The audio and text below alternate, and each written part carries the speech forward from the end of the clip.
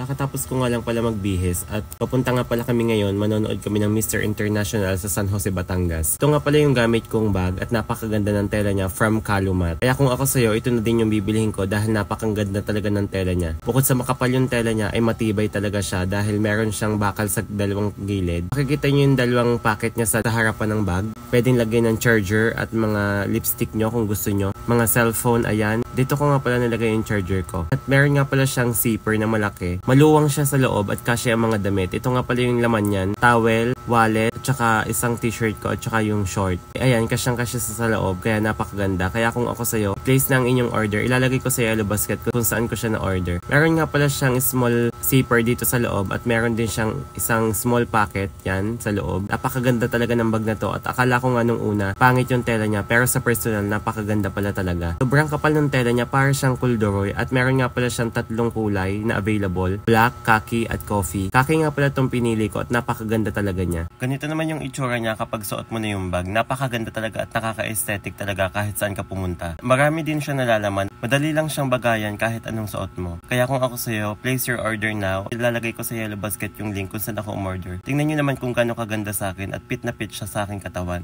Tamang-tama lang siya at sakto lang yung laki.